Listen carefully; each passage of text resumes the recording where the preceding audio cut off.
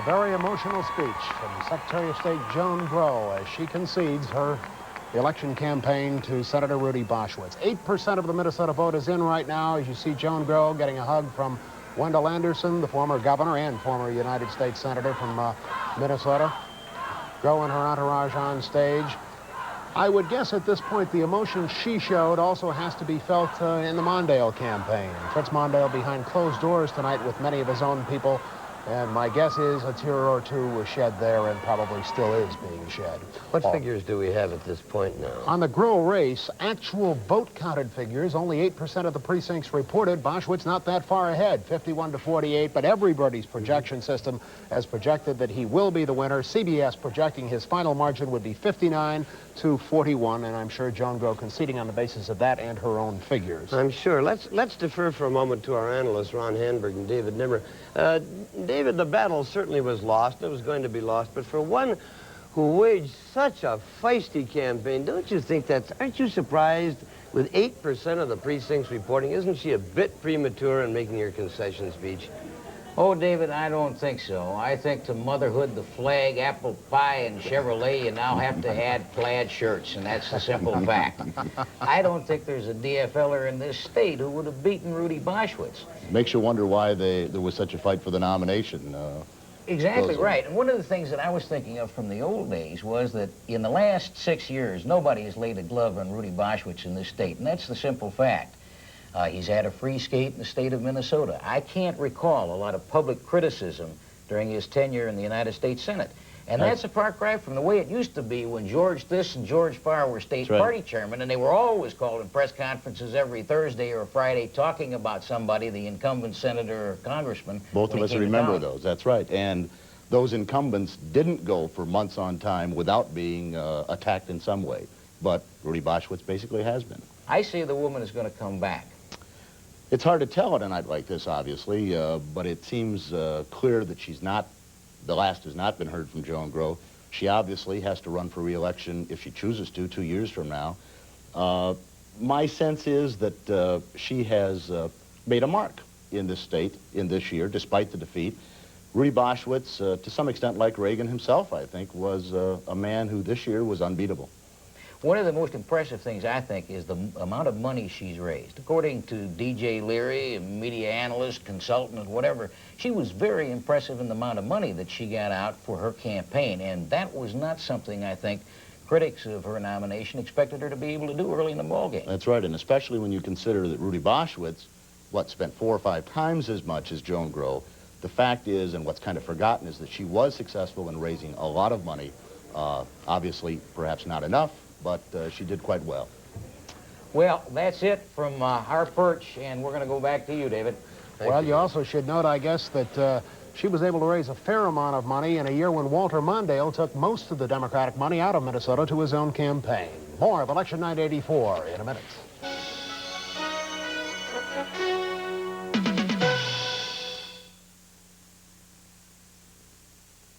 A good builder knows the tricks of the trade. First, you buy a McDonald's Happy Meal. Get one of 4 Lego building sets and build one of 4 toys. A truck, a helicopter, a tanker, an airplane. And then you combine sets, and you collect more sets. And the more sets you collect, the more exciting toys you can build. 4 McDonald's Happy Meal boxes, each featuring a different Lego building set. You get one when you buy your child a Happy Meal. Hamburger or cheeseburger or 6-piece chicken McNuggets with regular fries and soft drink. Look what I built! Kid, I think you're gonna do all right. When a company gets bigger, it experiences growing pains. The pain of throwing out communications equipment that's suddenly obsolete. The pain of buying new equipment to replace it. Fortunately, there is Centron, the only communication system you'll ever need, because Centron service will grow as you grow, simply, inexpensively. Centron Communication System. Growth without the growing pains. Centron, from Northwestern Bell. Let's see what presidential totals we have now in Minnesota. I can't read that. 9% of the precincts reporting Fritz Mondale has a 58% margin over 41% for Ronald Reagan. ABC has already given the state to Fritz Mondale, his only state outside of the District of Columbia. Quickly, let's look at the two judgeships in Ramsey County Municipal Court. Margaret Marinan has a strong lead over the highly controversial incumbent John Kirby. And in the other race, Alberto Miera, who is an appointee of President Reagan, is losing to Tom Wyand of the city attorney's office 51 to 49%. That's 19% of the precincts reporting. Apparently, some of the polling places in Minneapolis are still open. There are still people standing in line trying to vote at a couple of places in Minneapolis. The voter turnout was so heavy in Milwaukee, Wisconsin, many precincts simply ran out of ballots. We'll be back with more of Election Night 84 in a minute. WCCO Television, Minneapolis, St. Paul.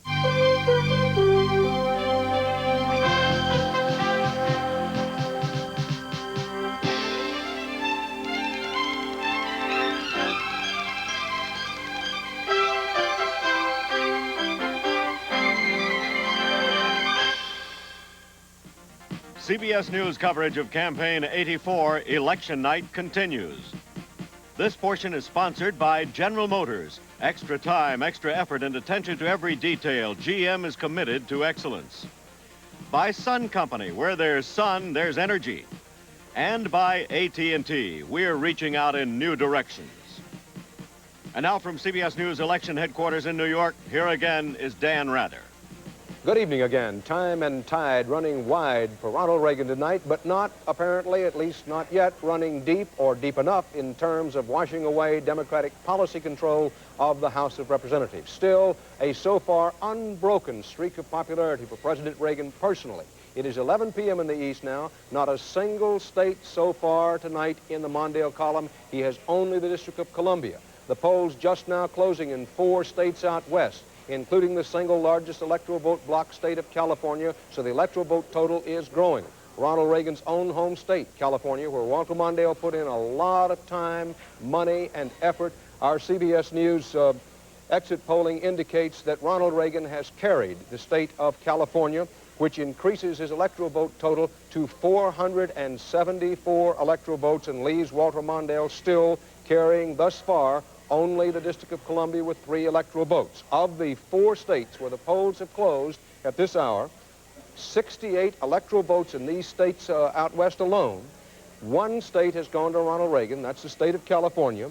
The others remain undecided as of now. 3 states out there still undecided. Also undecided, 2 states where Walter Mondale has a chance to stop Ronald Reagan's effort for a 50-state sweep. So far, Mondale has blinking there, the District of Columbia up in the middle right-hand corner of your screen.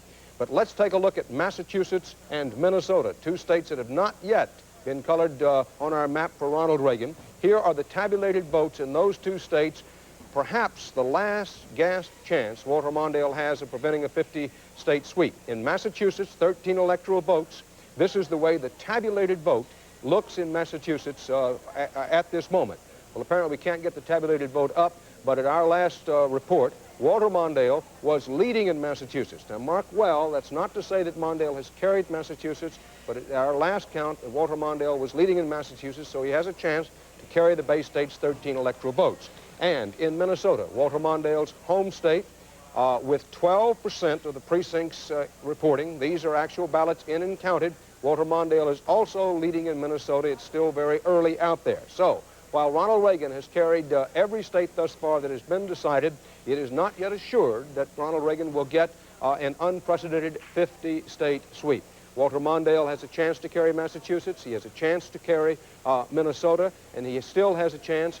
That's all the chance he has in the Midwestern and Eastern part of the country. He still has a chance to carry Washington, Oregon, possibly Hawaii, not considered much of a chance to carry Alaska at all.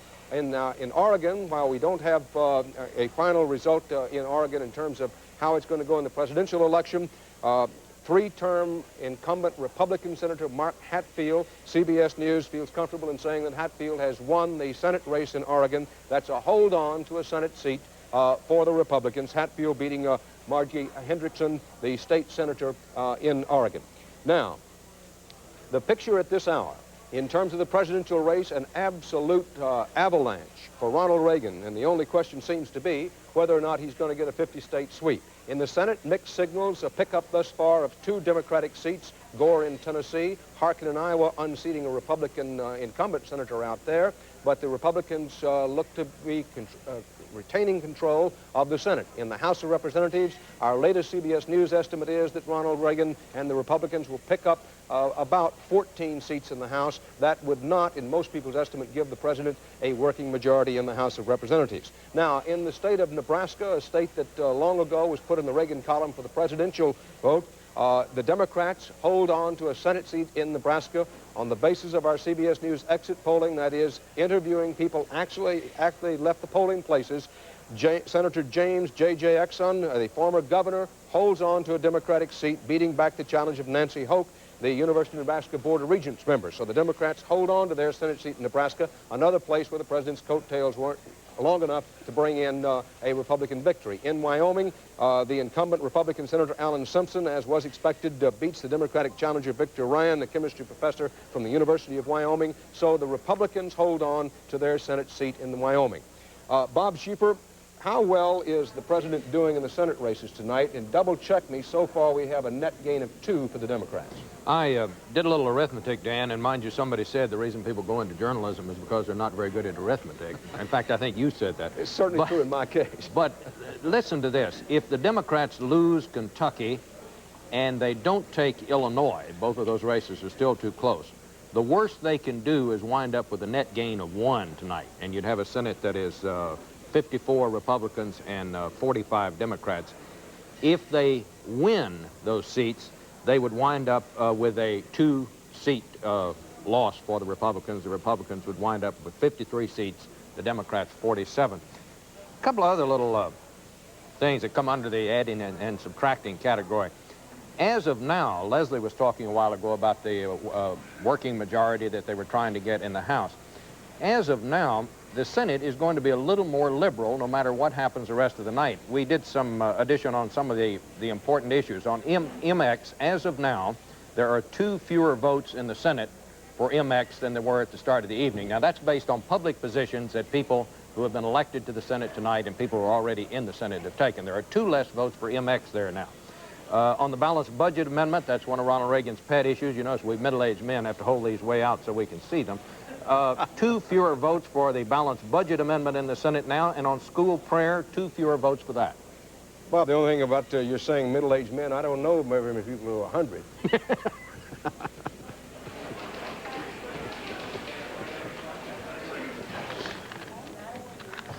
Back at Channel 4 election headquarters, where we're going to be looking at some fresh returns on the presidential race in Minnesota.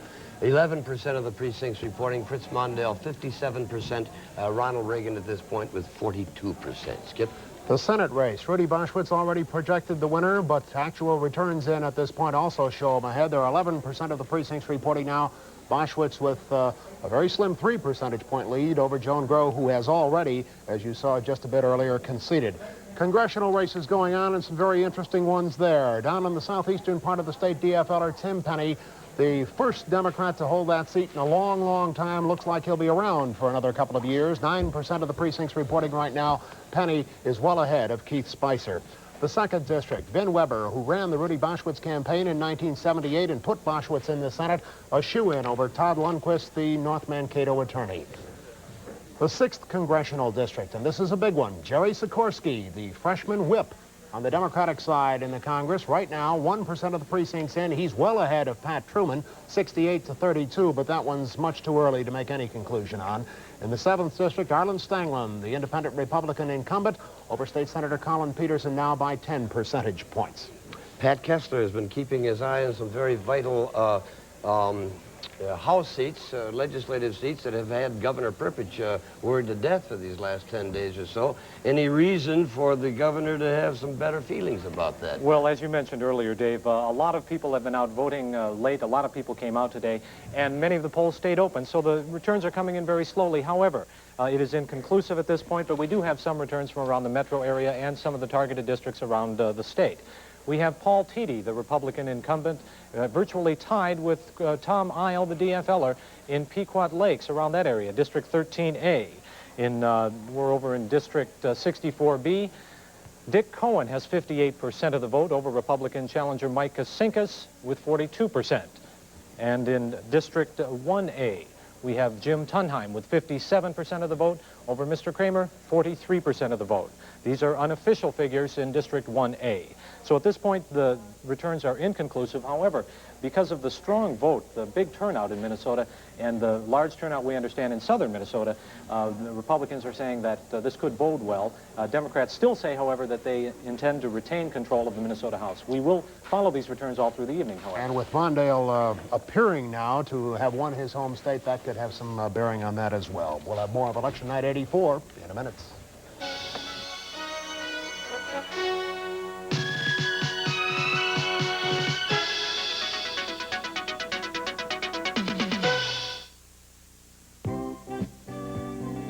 Even the competition shops at Ribnick's.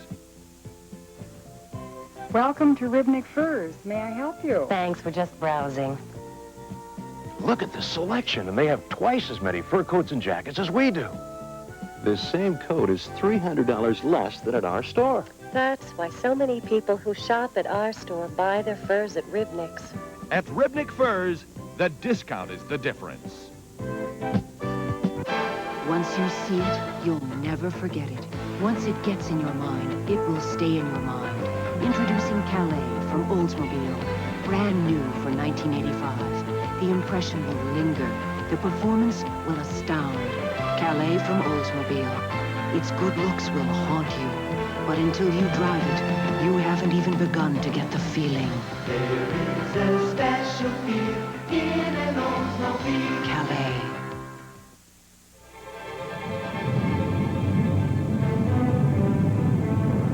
There's nothing like it in the universe.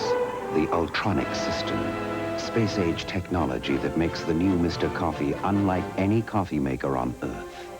Now, fresh brewed coffee tastes better. And with electronic digital control, your coffee is ready automatically. Mr. Coffee, for the most perfect cup of coffee on this planet or any other.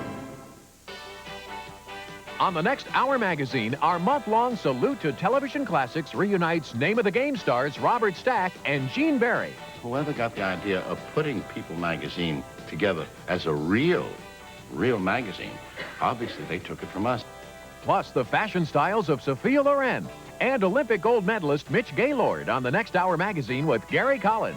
The best hour of your day. Wednesday morning at 9 on WCCO television.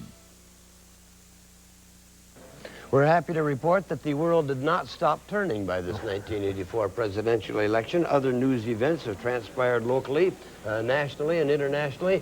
Marcia Fleur is in our newsroom to bring us up to date. Marcia? Yes, thankfully we don't have to say, stop the world, I want to get off. And we're going to lead with a story about a new police investigation into an old case, one that appeared solved after 2 previous investigations. It involves the death in 1971 of 22-year-old patrolman James Shaw. His body was found in a cornfield near the intersection of Highway 101 and 55 in rural Plymouth. Officials ruled that James Shaw killed himself with his service revolver. Now officials and those close to the case want to know if it could have been a murder.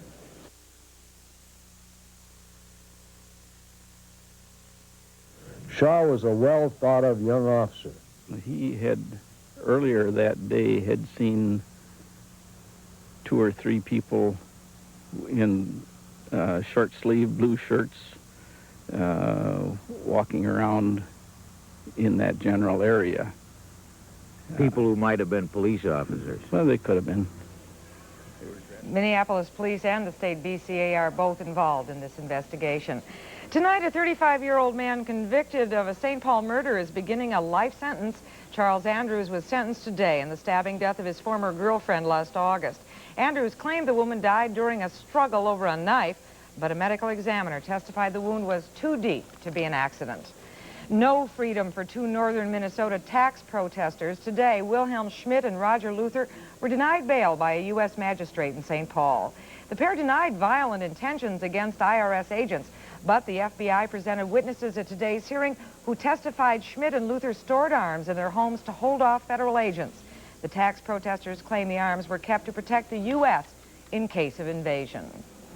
The Bureau of Criminal Apprehension will use sonar to search the Minnesota River for children who were possible victims of a Scott County sex and murder ring.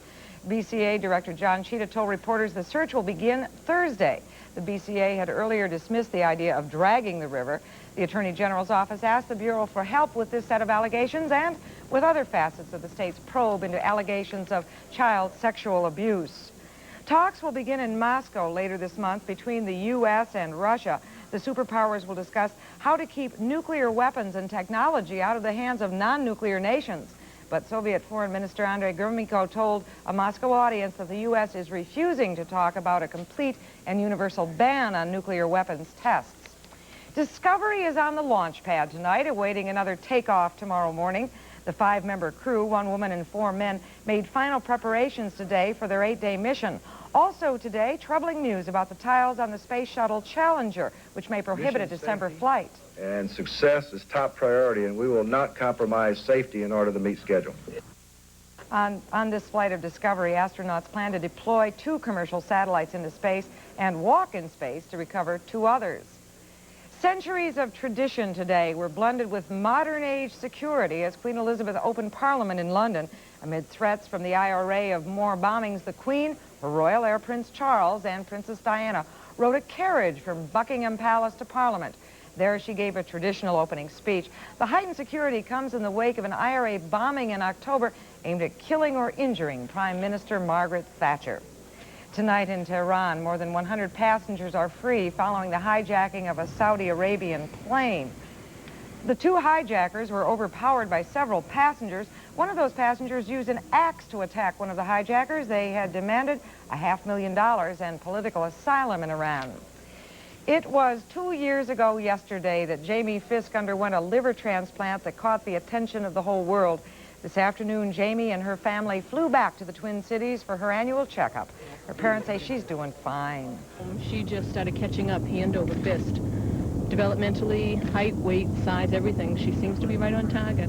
We think she's doing well, but we're the parents, and it'd be nice to hear it from Dr. Najarian and Dr. Asher that they can give that kind of stamp of approval. Jamie will be in town through most of this week.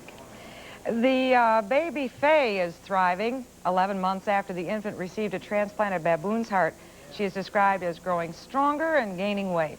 Baby Faye's parents, by the way, described by hospital officials as low income, are accepting bids from magazines willing to pay for the story, but they are not, according to the hospital, actively seeking to cash in on their baby's unusual story. All is calm on the weather front this election night, but who knows what tomorrow's wind will blow our way. Mike Fairborn is next.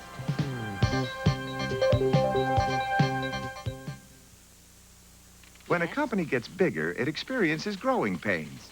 The pain of throwing out communications equipment that's suddenly obsolete. The pain of buying new equipment to replace it.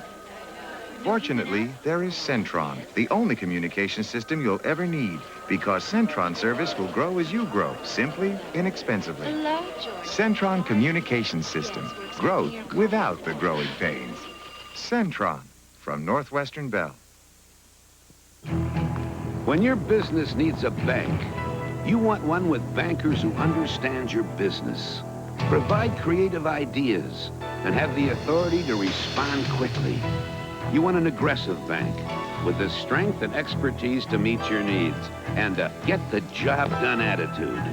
In short, you need the business banks, the first banks.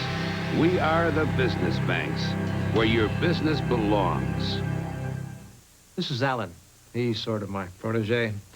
And he's come a long way since I convinced him to abandon fads and start shopping at Juster's.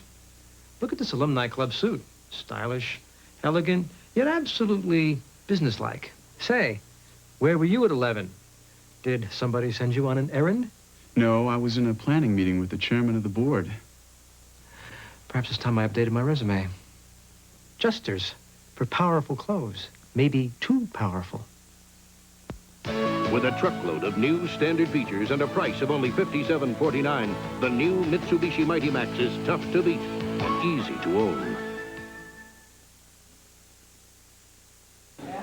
Walter Mondale is apparently making his way to the St. Paul Civic Center, apparently to deliver his concession speech. Let's go to Pat Miles over there now. Pat? He is indeed making his way into the hall, Skip. True to his word tonight, he said he would be here very close to 10 o'clock as soon as the polls closed across the country, and in fact he has arrived here at just about 15 minutes after the hour.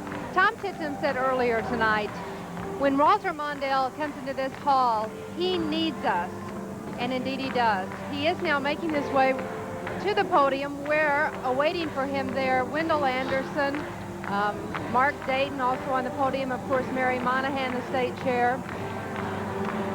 Where is he? This entire crowd has waited most of the evening for Walter Mondale to arrive, most of them not here because of any big party or a lot of excitement going on, but just to show Fritz Mondale that they care about him. I talked to two elderly ladies earlier this evening who've been sitting here since 6:30 this evening, sitting quietly by themselves, just waving American flags. And I said, why are you here tonight? And they said, we're here because we care about Walter Mondale. We want him to know that we care about him. As you can see, Walter Mondale now making his way through the crowd.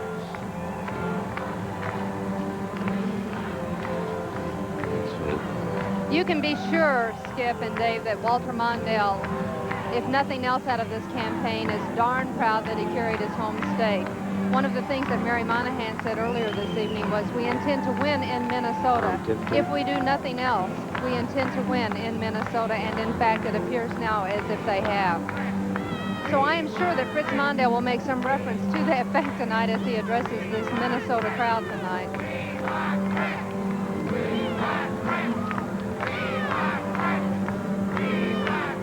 You can hear behind me the chant of "We Want Fritz."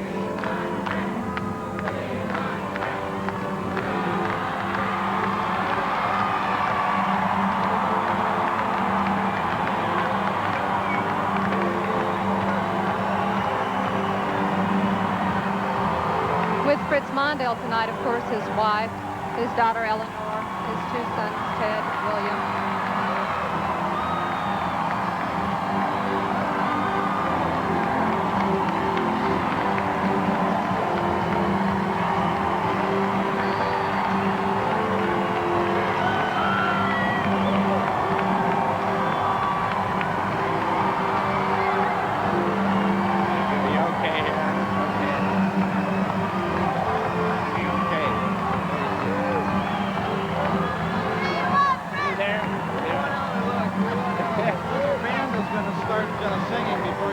This, of course, is Fritz Mondale's moment tonight to be here in front of the Minnesota crowd. These are the people that Fritz Mondale has said all along he has worked for.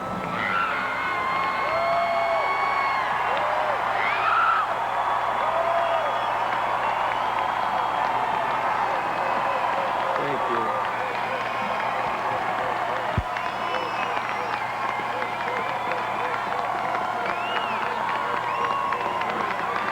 Thank you.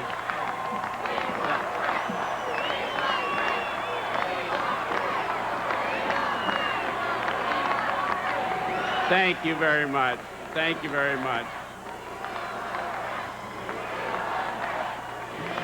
Thank you very much. Thank you. Thank you very much. Thank you very much. Thank you. A few minutes ago, I called the President of the United States and congratulated him on his victory for re-election as President of the United States. Please. He has won. We are all Americans. He is our president, and we honor him tonight. Again tonight, the American people in town halls, in homes, in firehouses, in libraries, chose the occupant of the most powerful office on earth. Their choice was made peacefully, with dignity, and with majesty. And although I would have rather won,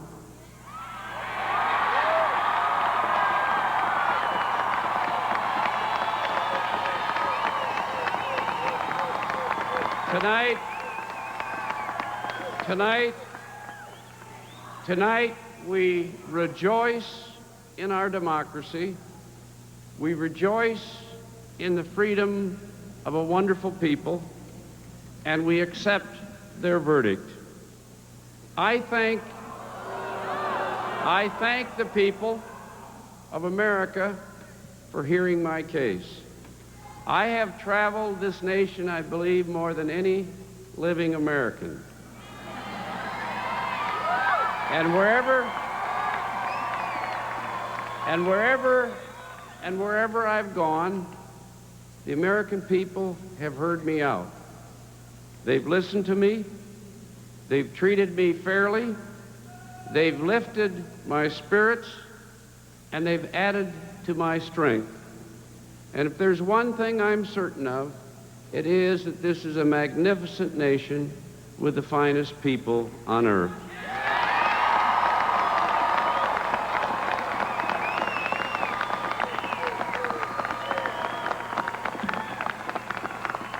I thank above all my family. How lucky I am.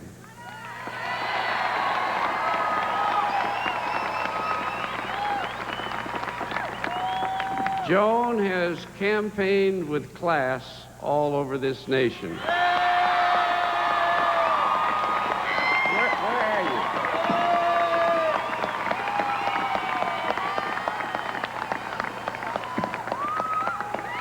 And we're very proud of our kids, Ted and Eleanor Jane and William. Everywhere they went, they got us support.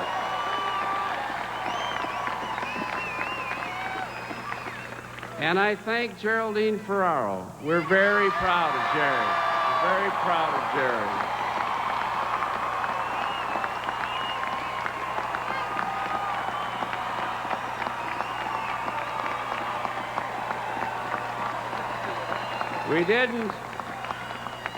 We didn't win, but we made history, and that fight has just begun.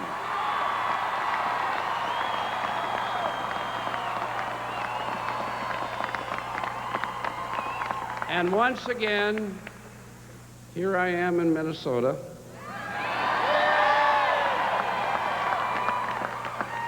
In over 24 years, never once have the people of Minnesota turned me down, including tonight.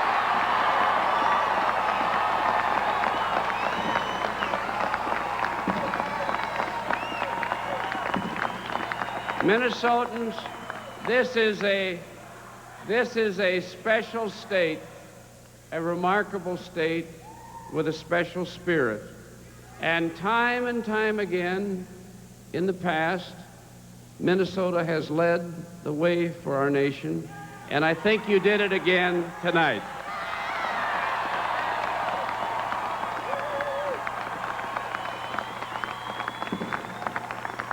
And I want to especially thank my staff, Jim Johnson and the whole crew, my workers and my volunteers all over this country. What a special group of Americans they are. I know what you've sacrificed for me and for my country. And I want to say a special word to my young supporters this evening.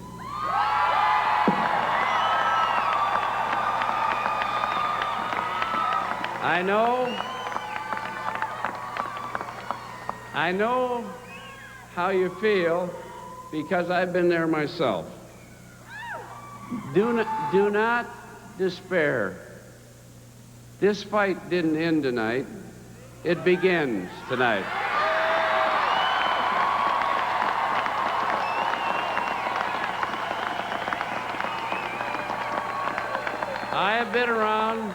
I've been around for a while, and I have noticed that in the seeds of every victory are to be found the seeds of defeat, and in every defeat are to be found the seeds of victory. Let us fight on. Let us fight on.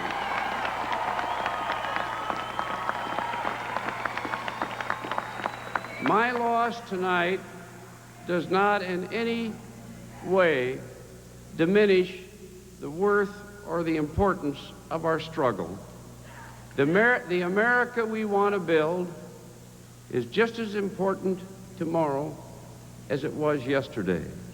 Let us continue to seek an America that is just and fair.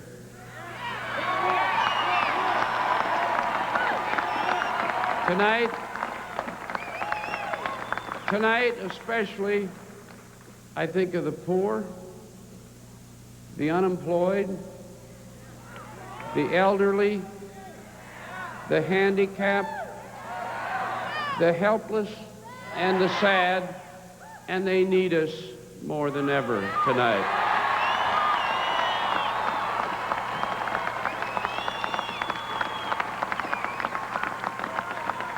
Let us fight for jobs and fairness.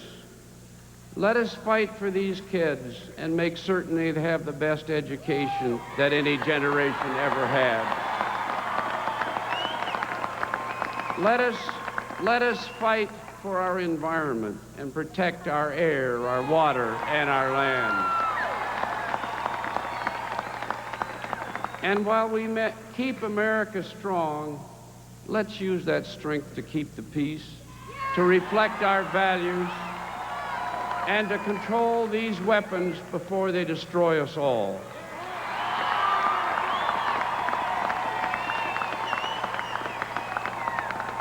That has been my fight. That has been our fight in this campaign. And we must fight for those goals with all of our heart in the future. I am honored by Minnesota, by all the people of this country that have permitted me to wage this fight. What an honor it is. And I'm at peace with the knowledge that I gave it everything I've got.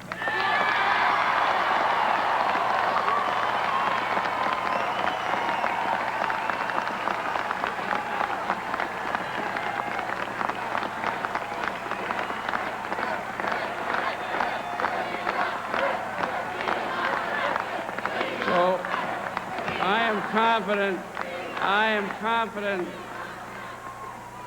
am confident that history will judge us honorably. So tonight, let us be determined to fight on. Good night, and God bless you, and God bless America. Thank you very much. Thank you. Thank you very much.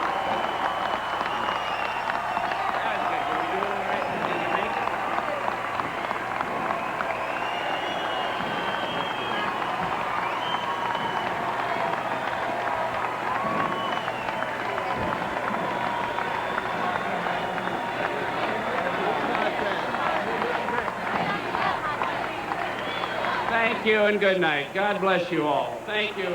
Thank you very much. Thank you. Oh, say, can you see by the dawn's early light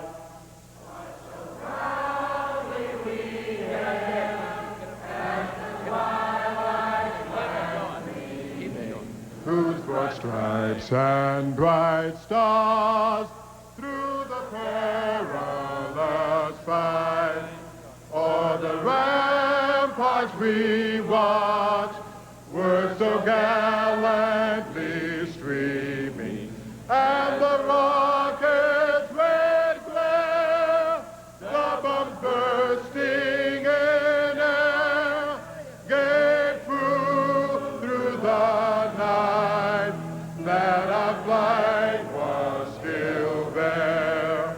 Oh, say does that star-spangled banner yet wave?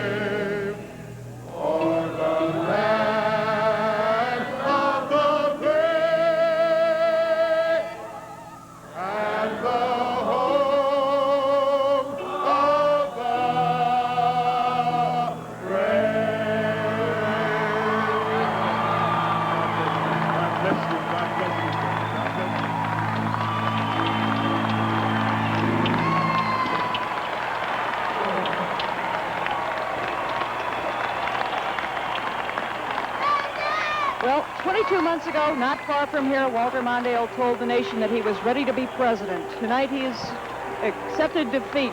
This after wandering through the snows of Iowa for the caucuses. The only bright spot really in the campaign was a brief blip up after the first presidential debate. From there, he never quite recovered. It has always been an upbeat campaign, but it has always been a campaign that has never really been able to score points with the voters. The feeling today was that if they could have hit on an issue, something to rally people around the campaign that might have made a difference, that issue eluded them through this. There was some sadness here tonight and some tears with DFLers, but they find solace perhaps in the fact that Minnesota appears to be going and probably will go for their favorite son, Walter Mondale. Mondale is going to meet with reporters tomorrow morning. We might get some insight into what his feelings are tonight. 24 years in public service from Minnesota. Find out what his plans might be. Where does he go from here? Live from the Civic Center, back to you. So Walter Mondale has conceded defeat. He stood up there and put up a fairly brave front, I think, David. He must be hurting inside a lot more than he has shown. But again, typically of Walter Mondale, does not show his emotions well, at least not fully to the American public. It may have been one of the things that hurt him in this campaign. Those of us who have covered him and watched him over the years and been reasonably close to him from time to time have seen it. It's got to be a very, very difficult night for him. I don't know exactly what he will do now. My guess is he'll return to Washington, to his home there, practice law for a while, and try to decide whether there's anything else he wants to run for. Let's take a look at the presidential totals now from Minnesota. 15% of the vote in, make that 18% now. Walter Mondale, 58% to 41% for Ronald Reagan. Two networks now have called Minnesota for Walter Mondale, and our own North Star election profile also indicates that he will win the state. So his home state did indeed prevent a 50-state sweep by Reagan. What are the thoughts of our local commentators, Ron Handberg and Dave Nimmer? Gentlemen, only California can give the number of candidates. Minnesota has had 2 defeated presidential candidates in the last 16 years. It's kind of not unlike the Vikings going to the Super Bowl. There's no dishonor there. Certainly much of the credit is, half the credit is getting there in the first place. David, I guess you're right. I was just thinking we're 0 for 2 in presidential politics. And the last time around in 1968, I had to wait about 4 more hours before we found out who lost. I guess as Ron and I were sitting here, I thought, well, you score 1 for parochial pride, I think. And I had a sense that that meant something to Walter Fritz Mondale. And I also had a sense that that parochial pride was real. I was driving into work today and stopped at the polling place, and I did run across a couple of people who were talking about how hopeless it was, but by God, they were going to go out and vote for Walter Mondale because they at least had to show him there was something particular and maybe peculiar and maybe special about Minnesota. Well, and I think Fritz himself tonight said in 24 years Minnesota has never let him down, and I think he feels that keenly. What about his future, David? Well, you know, I've heard a couple of speculations. One was that Fritz Mondale might be considered to be president of the University of Minnesota, but knowledgeable insiders say no. I can't believe, Ron, that he's going to have a national political future, or that a lot of Democrats are going to want him to come to their home states to campaign. And I really can't believe he has much left in the state of Minnesota. But his, interestingly tonight, he certainly didn't sound like a person who was going to step aside or apart from politics. He talked about our fight, continuing our fight. Do you think there's a possibility he would return to Minnesota? Skip thinks he'll practice law in Washington. Do you think he might come back? Well, I don't know. Maybe there's a possibility of that because unlike Hubert Humphrey, who had a chance, Walter Mondale never really did. And I think that's the thing we're looking at tonight. But at least he can say score 1 for Minnesota. That's right. He could say that. He did say that. And he will return to Washington, I think. As he said, he is at peace with the knowledge that he gave it everything he's got. And that is something. We'll be back with more of Election 84 in a minute.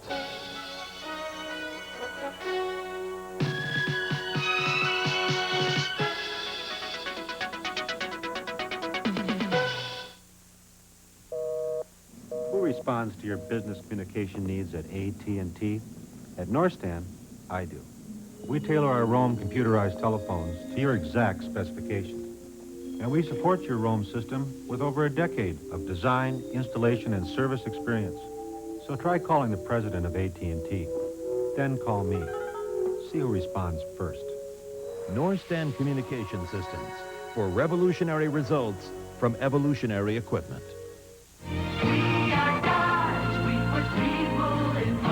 Your Dodge dealer brings you more front drive transportation choices than any brand in America. Like Aries K, new for $85. The Aries Beauty has always been economy, dependability, and a comfortable price. But now, Aries K's beauty is its beauty. And it's backed by the only domestic full-line 550 protection plan in America. Family sedans, imports, Ram tough trucks, performance machinery. We are Dodge. We put people in motion. Your local Dodge dealer. It's nighttime. Time for the dear foam animal slippers to leave their cages. Time to go prowling. Time to go howling. Time to sneak and sniff and lay in wait. Time to fly. Time to say bye-bye to the wildest, warmest, softest, cuddliest slippers in captivity. Dear Foam's animal slippers wake up your feet at Dayton's for under $20. Want to get in on the action? Watch to win. Be a winner with Channel 4's $20,000 Super Spin to Win giveaway. Watch to win. Weeknights at 6:30 on Channel 4's Wheel of Fortune. Watch to win. If there isn't a cash winner one night, we add $1,000 to the next night's grand total. Watch to win. So start winning. Watch to win. During America's favorite game show. Watch to win. It's your chance to win cash on the Wheel of Fortune. Weeknights at 6:30 on Channel 4. Watch to win. While Fritz Mondale was delivering his concession speech at the St. Paul Civic Center, the victorious Rudy Boschwitz was at the IR headquarters at the Leamington Hotel making his victory speech. Don Shelby was with him. Don? Well, fellows, it was one of the oddest juxtapositions of events that I've ever been witness to, and it could only happen with the miracle of the electronic medium. While in one ear I was listening to the concession speech of Walter Mondale and all of the sadness, through the other ear, I was listening to the victory speech of Rudy Boschwitz, which was going on at exactly the same time. An unfortunate juxtaposition of events. But by the benefit of tape, we preserved Rudy Boschwitz's remarks on his victory speech, and we give them to you now. Really is very gratifying, and it is very heartwarming. I think that what is appearing across the country, and I've been here with you so that I haven't watched TV very much, but there's an apparent landslide developing for the president.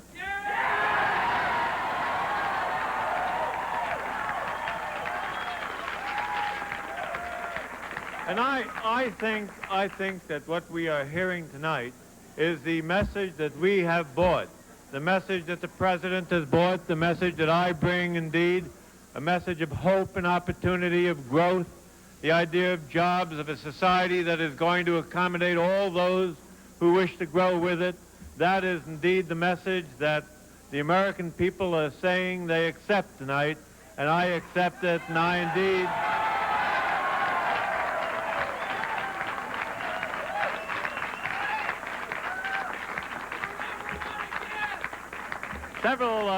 Several years ago, it was fashionable, and we were advised to think small. We reject that. We do not want to think small for our country. We do not want to think small for the opportunities that we have before us.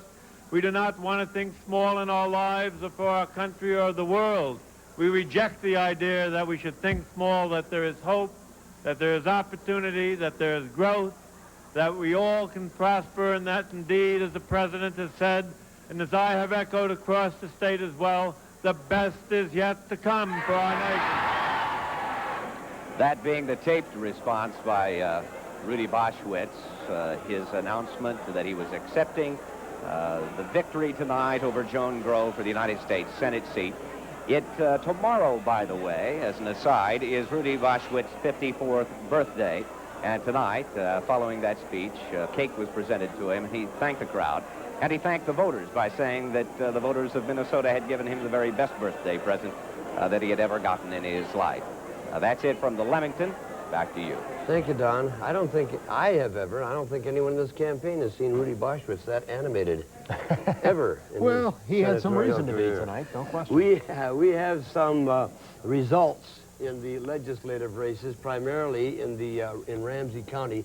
Tony Bennett has a 54 to 46% lead. Tony Bennett is the Republican incumbent there in 53A House over Ina Rubenstein. In 54A in Little Canada, the Republican incumbent Don Valento enjoys a 58 to 42% lead over the DFL challenger John Ulrich. In 54B, where Dick Kostoritz is the DFL incumbent, 59% over the Republican challenger Dave Racer, 41%. That's with 25% of the precincts in. In the 63B, DFL incumbent Ann Winia, 52% of the precincts reporting. She enjoys a strong 71% lead to 29% over Kurt Lillebo. 64B, one of the DFL wood ticks, Dick Cohen, 56% of the vote, with 58% of the precincts reporting over Mike Kasinkas, the Republican challenger, 44% of the vote. And here I understand we have a winner in 67A. Yes, because 66% of the precincts reporting Randy Kelly, the incumbent who's been in the House since 1974, a very strong lead over Gene Barr. Skip. We also have a winner in North Minneapolis, District 57A, where Jim Rice, first elected in 1971, will go back to the Minnesota House of Representatives. Jim Rice, a very easy victor over Don Hanson. 57B now. That's Randy Statton's race. He's the DFL incumbent against Sam Falk, a 61-year-old IR. 70% of the precincts in there, and Statton will go back with a healthy majority. 58B, Phyllis Kahn's district. 71% of the precincts in there, and Kahn off to a tremendous lead. That one is all but over. In 59A, 33% of the precincts in. DeLong, the DFL incumbent, with a tremendous lead, 75 to 25%. 60A, the Karen Clark's district, the 39-year-old incumbent, with 69% of the vote. Jean Sullivan, her 26-year-old challenger, with just 31. 61A, that's the southeast section of Minneapolis, 72% of the precincts reporting there, and Lean Greenfield is on his way back to the Minnesota legislature as well. Pat Kessler has joined us now with some results, tallies, we'd assume, on some of the more vulnerable seats up for grabs in the House. That's right, Dave. Tonight we're looking at some of the target seats that Republicans have targeted and that Democrats have targeted, seats they consider vulnerable, seats that they think they are going to win. Let's go directly to District 20A. A little surprise here early on. Bricks is leading. Glenn Anderson, the leader of the Woodticks, 59 to 41%. In District 49A, we have Darby Nelson. This is an IR target. Darby Nelson is leading his Republican challenger 61% to 39%. Nelson is the incumbent here. In District 21B, another targeted seat in Princeburg, a little bit of a surprise so far. Galen Den Ouden, the Republican incumbent, is losing to Roger Cooper. And in District 40A, we have another little bit of a surprise here. Jim Swanson, longtime member, DFL incumbent, 41%, losing to Chris Chernholm, 59% to 41%. Now, we're tallying up some of the seats here. The IR target races, IRs are leading in 3. They are trailing in 4 of their races and undecided 11. In the DFL side of this, DFLers are leading in 3. They are trailing in 2. There are 10 races there undecided as well. So at this point, gentlemen, I guess we could say things are inconclusive. The DFLers appear to be picking up some seats, but so do the Republicans, and the results are still too early to tell, but it looks like there is a trend. It's too close to call right now. We're keeping our eye on 2 Wisconsin congressional districts, namely the 3rd and the 7th. In the 3rd district, 15% of the wards repeating. The Republican incumbent Steve Gunderson enjoys a comfortable 67 to 33% lead over Charles Dahl. Dave Obey, who has served the Wisconsin 7th district for about 14 years, I believe, a very comfortable lead over Mike Michelson, 64%, with Michelson 36%. Tim Penny, the first-term incumbent DFL congressman from the 1st District in southeastern Minnesota, has done his homework fairly well, it appears. With 15% of the precincts reporting, he is leading Keith Spicer by some 16 percentage points, but that's still much too close to call and much too early. In the 2nd District, Vin Weber will be back for another term if things hold up this way. He has an extremely healthy margin over Todd Lundquist. Going to the 4th District in St. Paul, Bruce Vento has been declared the winner, 52% of the precincts in, and Vento is just miles ahead of his Republican opponent. In the 5th Congressional District, Martin Sabo enjoys about the same advantage, 53% of the precincts in, and it appears that Sabo will be back. And in the 6th District, a hotly contested race between Mr. Sikorsky, Jerry Sikorsky, and Pat Truman, 59 to 41. 2% of the precincts in there. Let's go back to CBS now. 7th District, Arlen Stanglin ahead, 57 to 43. And quickly we can do the 8th, I guess. I guess we'll do that later. Geraldine Ferraro, I am told, is making an appearance in New York to deliver her concession speech. Let's go back to CBS News. I thought I finished with hecklers last night. They ran a skillful, spirited campaign, and today they have achieved an impressive victory. Tonight, the campaign ends. The race is over.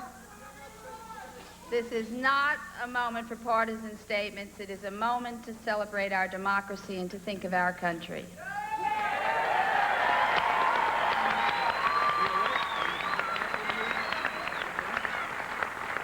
The American people have put their trust in President Reagan. And in the interest of the nation, with hope for the future, I ask all Americans to join together, work together, and pledge our support for our president in the search for a more just society, a strong America, and a world at peace. Tonight, I would also like to thank my running mate and my friend, Walter Mondale.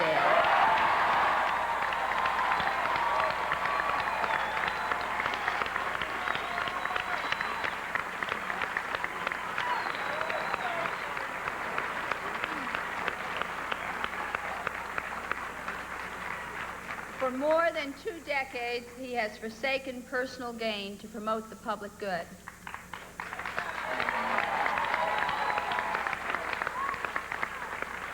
He has fought for people who need our help. He has stood up for every decent cause in the last 25 years.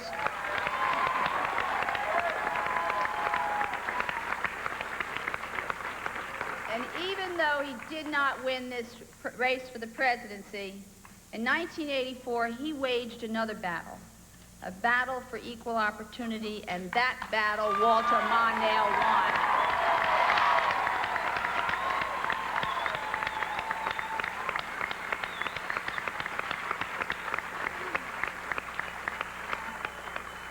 For 2 centuries, candidates have run for president. Not one from a major party ever asked a woman to be his running mate until Walter Mondale.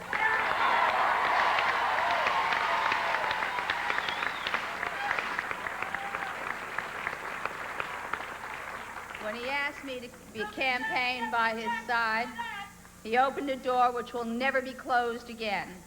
That is a victory of which every American can be proud.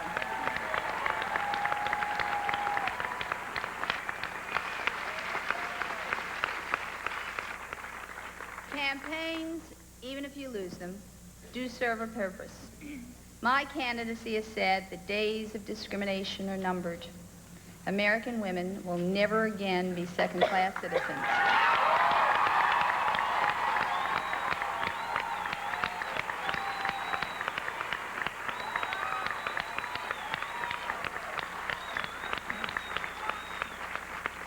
Elections also focus the nation's attention on the things that truly matter. In this campaign, Americans have all been made more aware of the danger of the nuclear arms race. We have all recognized the needs of our changing economy. We have all been reminded of the millions of Americans who have been counted out before their talents have been added up, and we can all take pride in those accomplishments. We live in a time of exciting change. This country built the space shuttle, the most sophisticated machine ever to fly, and a black and a woman were among the first to fly in it. From Argentina to the Philippines, there's a new awakening of freedom. And all over the world, people are calling for the opportunity to choose their own destinies. I think America can be the vanguard of change. I have faith in the American people, and I believe in this country. Our society is the fairest on earth, but we can work even harder for fairness. Our nation is at peace, but we can do even more to reduce the risk of war. America is a great nation. America is a great nation. But if there's one thing that our campaign has stood for, it is that our country can be even greater.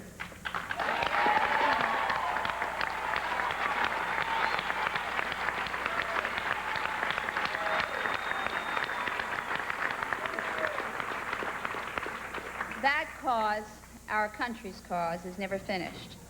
And I, for one, will continue to work for it.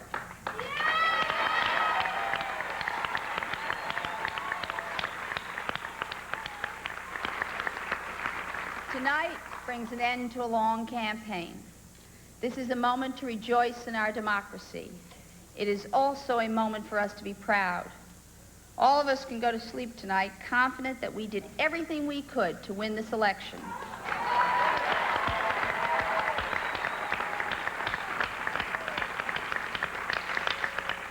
So let me say to our supporters throughout the country, to my staff, my family, and my friends, we fought hard, we gave it our best, and we made a difference.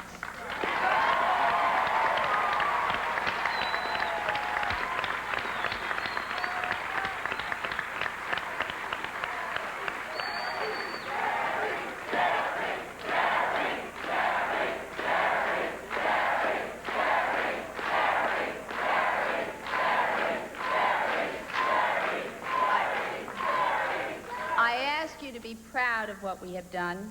I am, and I thank you very, very much.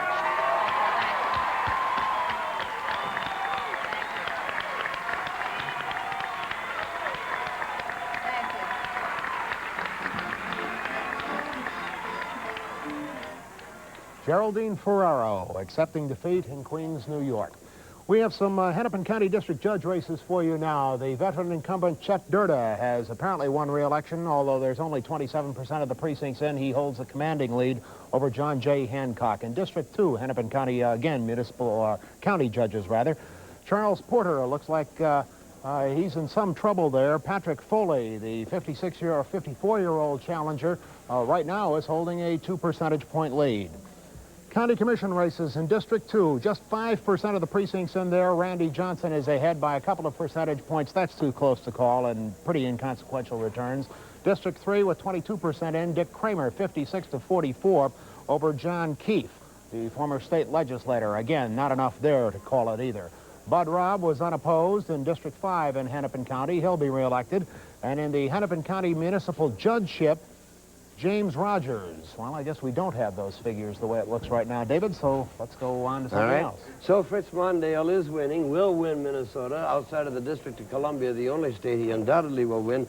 From what sources has been his strength as he won? Alan Cox has been checking the North Star election profile. Alan? Let me talk like Alexander Haig for a moment. There's one caveat with this, which is that because of paper ballots in some instances and other delays in reporting, we don't have as many results as we'd like from the rural parts of southwestern Minnesota and from some parts of the 6th District, just north of the Twin Cities area. But enough for a trend? Given that information, I think we have a trend in the presidential race. We are showing in the profile, based on about a third of our 100 precincts in, Mondale with a 4 percentage point lead. That should work out to something like an 80,000 to 90,000 vote margin. The information behind these figures are that Mondale apparently has activated the traditional DFL coalition in Minnesota, and that he has benefited in urban areas, but that he is hurting in the rural areas of the northwestern part of the state. The turnout today that we are showing, we believe that the turnout in Minnesota, all people turning out, should be 72% in 1984. 72% turnout, which would be below the recent high of 75% recorded in 1976. That would come out to something like 2.2 million voters, which was what the Secretary of State's office was saying late this afternoon. As for the Senate race, we're showing figures comparable to those for CBS, a margin of about 14 percentage points for Rudy Boschwitz, and you see the raw numbers there that we think the race will eventually turn out to be. Interesting. But as you said, it's going to be a lot later, I take it, because of the heavy turnout? Apparently so, especially in those precincts that count paper ballots. Okay, we'll look forward to that. More of Election 85, or 84, I'm a year ahead in just a moment.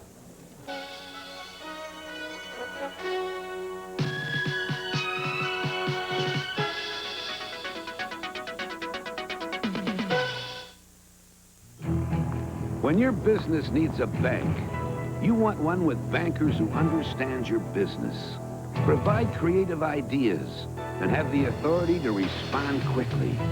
You want an aggressive bank with the strength and expertise to meet your needs and a get-the-job-done attitude. In short, you need the business banks, the first banks. We are the business banks, where your business belongs. The Dallas Morning News, 3 a.m. You know this crew gets heartburn. And when they do, there's no time to stop. No wonder so many people take Rolaids, the tablet that gives millions 100% relief. Like a sponge, Rolaids antacid medicine consumes 100% of the acid required to give millions 100% relief. With Rolaids, you can keep going. Rolaids. Rolaids spells 100% relief.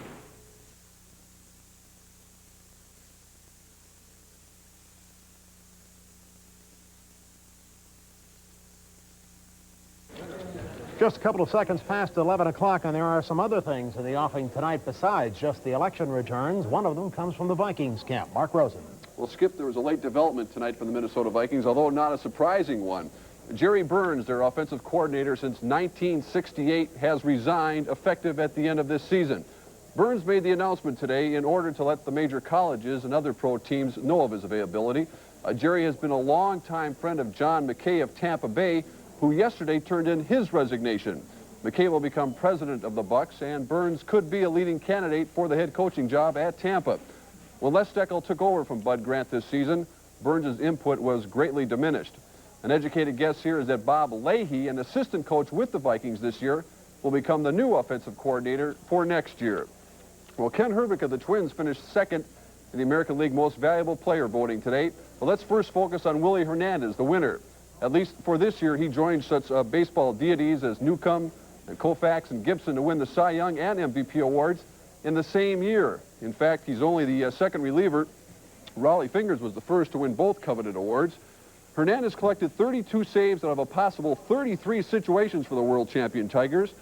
There may be an argument over Hernandez's worth to such a talented club, but no one will deny how important Kent Herbeck's contributions were to the Twins. Take away his .311 average, 27 home runs and 107 RBIs, and the Twins would have been nowhere near the top of the Western Division. Here's how the voting went. Herbeck was named on all 28 ballots, finishing 59 votes behind Hernandez. Dan Quisenberry was third of Kansas City, Eddie Murray fourth, and the American League's batting champion, Don Mattingly, was in fifth. So Kent Herbeck finishing second, but I would think that he's probably a little happier than Walter Mondale finishing second. That bodes well for contract time. Yeah, that's coming up, a big one for Ken Herbeck. Should be a big bonus. Yeah, absolutely. Thank you, Mark. Many folks out there looking for their legislative returns. We have some more, particularly in Ramsey County, beginning with 64A, where Kathleen Vellinga is the DFL incumbent, enjoys a... We were told that Med LaFond had dropped out of that race, but too late to get his name off the ballot. Nonetheless, that's academic. Ms. Vellinga has a strong lead over LaFond. In the 65B, Sandy Pappas has defeated Tom Kehoe. Sandy Pappas had also defeated Frank Rodriguez in the primary and goes on into the general election. She'll occupy that House seat. District 66A, Tom Osthoff, the DFL incumbent since 1974, has defeated Butch Brownell. In 67 or 66B, Rich O'Connor is the DFL incumbent. He is the winner. He will go back for his third term. He has defeated Roger Goswitz. And in 67B, John Tomlinson, a member of the House for 12 years, since 1972, is the winner over his Republican opponent, Viola Marin. And he is one of the few people I've ever met who can go through an entire tax bill and understand it. Pat Kessler is probably another of those, and he's checking the hit list for us tonight. Well, I will not admit to knowing anything about the tax bills or workers' compensation over the last few years. We are looking at some of the hit lists around the states that the DFL have gotten, and the IRs. We have some surprises here. Jim Swanson, longtime DFLer, is losing to Chris Chernholm, the Republican challenger, 54 to 46%. In District 52B, we also have something kind of interesting. Dan Knuth, the DFL incumbent, is leading his challenger, Neil Crick, 57 to 43%. And in District 13A, another Another another DFL target, virtually tied, 50%. These are unofficial, 50% to 50%. Paul Teedy to Tom Io, 50% tie there. And we have some of the target races here. The Republicans are leading in 3. They are trailing in 4. 11 races are undecided. DFLers, on the other hand, are leading in 4. They are trailing in 4. There are 7 races undecided. So, gentlemen, at this point, we came on a little bit earlier and said it's too early to tell. At this point, the DFL looks like it's holding its own. Too early to make any predictions, but there may be maybe not any great moves in the legislature at this point in the evening. However, we don't have a lot of the votes from outstate Minnesota, where Republicans hope to do very, very well in the next hour or so. Not too early, however, for some analytical thought on those legislative races. They've been watched by Ron Handberg and Dave Nimmer. Gentlemen? Well, David, I keep wondering what former Senate Majority Leader Nicholas Coleman, who died several years, as you know, would say. Nick, one of the last great Frogtown liberals, to hear a DFL governor say that he wants a DFL house so you can reduce taxes and improve the business climate. I would imagine Nick might chuckle and roll just a little bit. And some others that you've known over the years. I think it's, I've been listening with interest to Pat's analysis, and while it's too early to say on some of the specific races, I do think it's clear that the 1985 legislature is going to be a substantially different body than have past legislatures. More conservative, more concerned about managing the affairs of state as opposed to broad new policy lines. Wouldn't you agree? Oh, I agree with that. I think you go from a legislature in the late 50s controlled by private interest to the great liberal populism of the Senate in the late 60s and the 70s, and now to the professional managers who are going to chisel a little here and cut back a little there and offer a kind of a stripped-down program. And I think organized labor is going to have a tough time around because Dave Rowe is going to be retiring. And at the same time that's happening, business is starting to get better organized. You've got Mackey, the Minnesota Association of Commerce and Industry, the business partnership, suddenly deciding that it had better get its act together and really start using its muscle at the legislature. Yeah, they want to channel some contributions through a single source so that they don't come divvied up 25 bucks here, 25 bucks there, and then they can pull the old David Rowe game when Rowe walks in, got that sweater on, lights the cigar and says, "Listen, Jack, you better vote for that bill or you're going to be in a heap of trouble, boy." Can you see a businessman doing that? I can see a few guys beginning to learn how, guys. I said, no, but the commentary is lucid and clear, and it makes sense. But what a job they have. Those two guys are running their heads off the last several elections here. Now they are in Golden Pond and the vast outreaches of this Palace of Mirth, just sitting there and enjoying. Did you say it was making sense and was lucid, David? At least this part of it is, and we got a jar of turkey hearts behind us. Yeah, and Moore will be in looking for a raise tomorrow, too. I can tell that one. Very good. Walter Mondale has right now lost 48 states for sure, and Ronald Reagan has garnered 521 electoral votes. No decision yet from Hawaii, and D.C. did go to Fritz Mondale. Congressional District 6 has been a hard-fought contest. There is still a very few number of votes in there. Jerry Sikorsky with a commanding lead over Pat Truman right now. But given the nature of that race, I think we just have to sit on it for a while before we try to make any kind of a call, David. Lest we forget, some charter amendments were on the ballot for St. Paulites, for folks in Minneapolis and the state. This is to increase a councilman's term on the St. Paul Council to 4 years. 63% don't want that, or at least 76% of the precincts reporting. And also, for a 4-year mayor, 68% have voted yes. They want to increase the mayor's term to 4 years. Let me see, St. Paul, oh yes.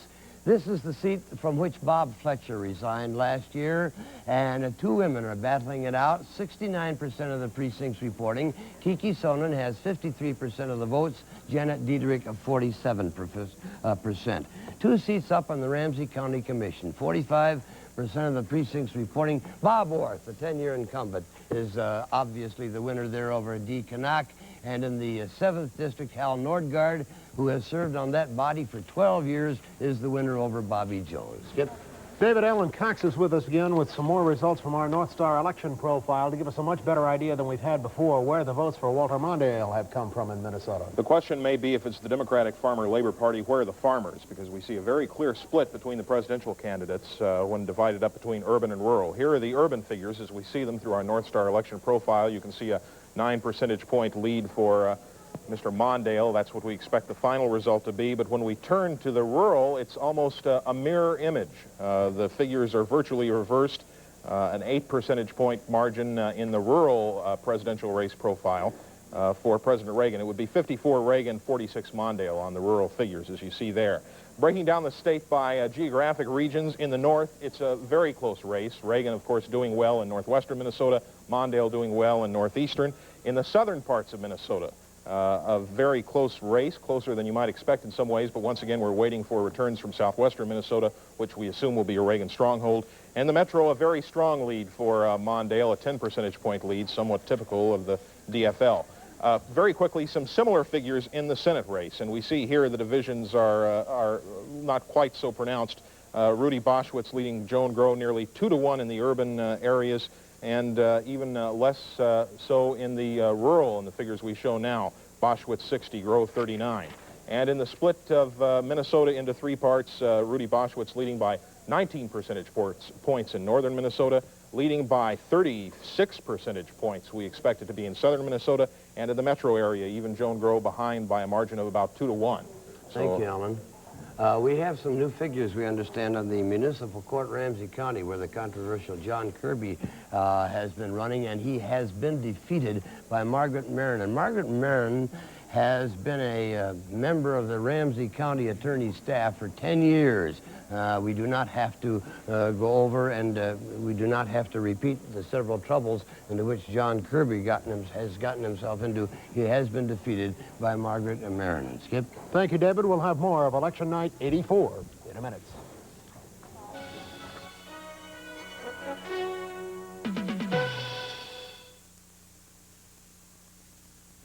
Over the years, lots of chips have gone into the dip, never to return. Some reach the edge, and some you'll lapel. But now there's the thicker dipper, Pringles Rippled Potato Chips. They're thicker than ordinary chips. Thick-alicious by itself, and just plain irresistible as it cradles that dip clear up to your lips. They'll take whatever you dish out. Give it the old guacamole. Delicious Pringles Rippled, the thicker dipper. Get up early Sunday, November 11th. There's going to be a surprise on your doorstep. You'll discover a surprising secret to fighting dingy whites, because Oxidol is putting a coupon in your paper. A 40-cent coupon good on any size of Oxidol. We're surprising you with a 40-cent coupon because we're sure once you see how Oxidol fights dingy whites, you'll pay for the next box all by yourself. You're going to be surprised with Oxidol, especially Sunday the 11th. WCCO Television, Minneapolis, St. Paul. A couple of charter amendments in Minneapolis now. One to establish an executive committee within the council that would include the mayor. That has apparently been victorious. 85% of the precincts in there. It has garnered 62% of the vote. There is also another charter amendment in Minneapolis, a 4-year council term. 85% of the vote in there, and that has apparently passed. So both of those Minneapolis charter amendments will become law. I'm told we have some new figures on the presidential race in Minnesota, which has been assumed that, well, there's 40% of the precincts reporting. Fritz Mondale with 54%, Ronald Reagan with 45%, and as far as we know to this point, it is the only state that Fritz Mondale is winning or has won. Rudy Boschwitz will be back for another 6-year term in the United States Senate, having been victorious over Joan Anderson Grow tonight. The latest figures and the actual hard count on those returns show Boschwitz with 54% rather, to Grow's 45%. That's only 40% of the precincts reporting. Let's go over to the Civic Center now in St. Paul, where Karen Boros is standing by with Skip Humphrey, the Attorney General. Yes, well, Skip Humphrey has been here through the evening. I guess, you know, the obvious question tonight is, what is your reaction to the events you've seen? Well, I think the obvious is there. We've been beat in some regards. We have other victories, though, that are still coming in, and I know I and I am sure many others are watching closely the legislative races in our state here, and we're looking, hopefully, to have that DFL House back. I know the governor is hoping for that, and so am I. We want to work together with all of them. But I think the party has to take a hard look at where it's been and where it's going. My own feeling is that we need to get back to some basics, do a lot of hard work, and express as plainly as we can and as clearly as we can our view of how we would hope the state and the nation should be governed. But in that context, working with the president, the senator, and others who have been elected tonight. Walter Mondale, been on the road campaigning for 22 months, had the feeling that people agreed with him on the issues, but somehow just couldn't put it together. What do you think went wrong in that campaign? Oh, I think it's a little too close to give any serious analysis, and I wouldn't know for sure. I think that you always have a tough time against an incumbent. That's always true. You have a tough time when it's a presidential incumbent who also has a number of the things going fairly well for him, the economy and others. I would hope that his vision of where we're at and where we're going is correct, but I hope he also watches carefully some of the concerns that Mr. Mondale outlined, and particularly the concerns in foreign affairs as they affect our domestic lives. So I don't know for sure what the analysis will be. That's something that is a responsibility of us all in the Democratic Party and DFL here to take on in the next several months and to ask the hard questions, but to also understand, as Fritz said tonight, and as I heard someone say in 1968, that this is the end of one campaign, but it's the beginning of the next. You considered for a while running for the Senate seat that Joan Grow ran for. Any regrets? Oh, I thought a little bit of it at the request of some others, but early on, of course, I indicated that I was very much interested in pursuing my responsibilities as Attorney General. I have no regrets with that. I'm plenty busy, to say the least, in that regard, and I have worked very hard in support of Joan Grow. I think she ran an able and a good campaign, and we just have to do our job a little better, I guess. Okay, thank you very much. Attorney General Hubert H. Humphrey III, better known as Skip, back to you. Looks like folks are deserting that place in droves, Karen, are they? Deserting the place in droves is, I think, the best way to describe it. Okay, let's go back to some legislative returns now and race District 46B, where a DFLer, an incumbent DFLer at that, has won re-election with 62% of the vote in. Mr. Carlson will be back for another 2-year term in the Minnesota House. Pat Kessler will be able to tell us more about what all that means a bit later. As a matter of fact, the voting in most of the local races, and particularly in the legislative races, is picking up steam. We're going to be gathering some of that material. We'll be back in a little bit. Right now, we're going to go to the CBS election headquarters.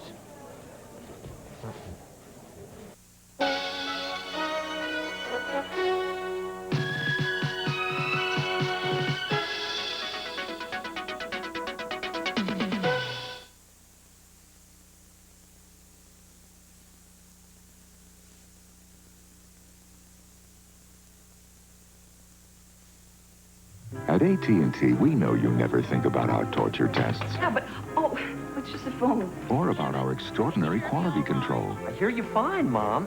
Australia's only halfway around the world. Or even about how reliably we design things. It still works. Who ever heard of a computer that works without air conditioning? You can take everything we do for granted. Because at AT&T, we leave nothing to chance. It's not a total loss. The phone still works. AT&T, we're reaching out in new directions. It started in 1933 with our first electric. Then came typing that looked like printing. The revolutionary Selectric. And Selectrics that correct mistakes. 1984, IBM introduces the Selectric System 2000, the Wheelwriter typewriters and the Quietwriter typewriter. A new generation of typewriters from the company that makes the typewriters secretaries prefer most.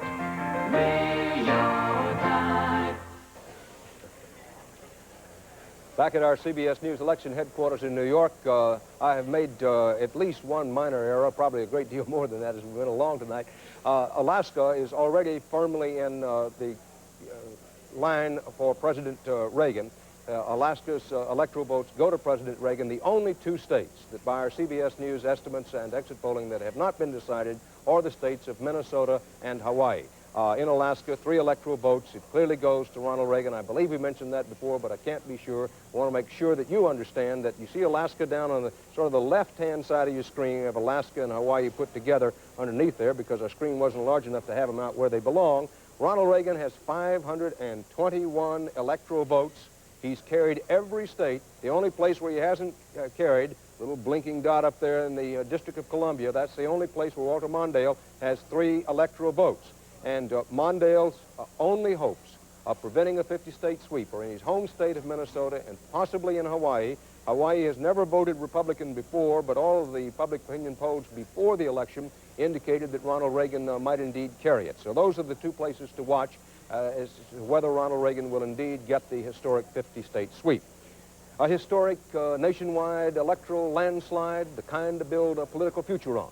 Charles Kuralt looks at the reality of a political dream. Charlie? Dan, there have been other earthquake election nights, a little bit like this one. The president has said he needs another term to finish the work he began 4 years ago. He has proposed sweeping economic changes, and he wants to continue, and I'm not talking about Reaganomics.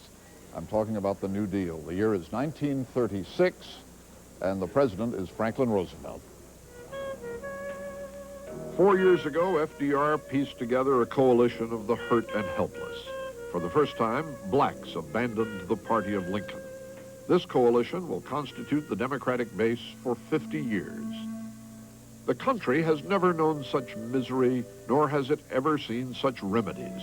America was shaken to its roots by the collapse of the economy a few short years ago, and then shaken again by FDR's proposals for shoring up the ruins.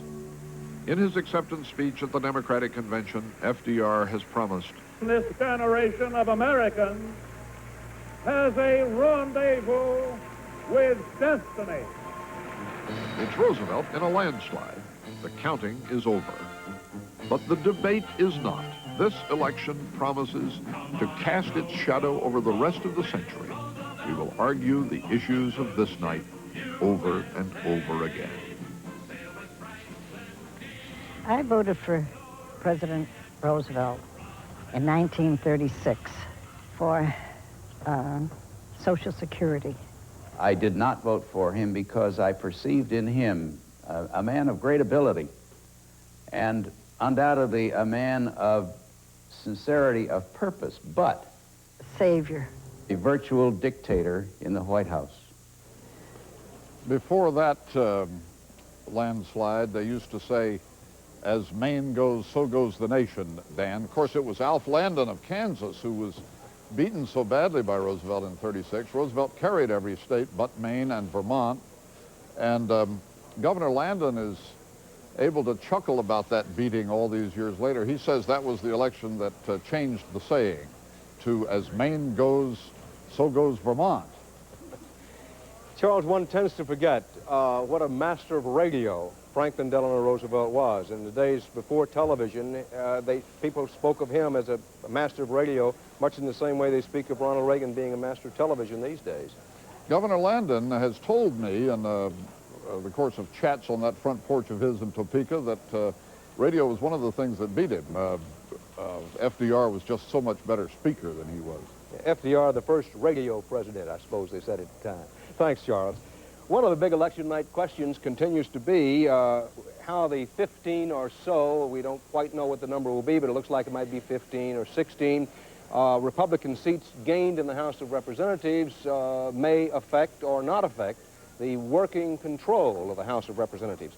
And to discuss that with us now, the leader of the Democratic opposition, the Speaker of the House of Representatives, Thomas O'Neill in Washington. Good evening, Mr. Speaker. How are you? Nice to hear from you. Just fine. I think the question is, how are you? You come out of a typical working class, heavily Roman Catholic district in Massachusetts, and yet tonight, those very people seem to be deserting the Democratic Party in droves for Ronald Reagan.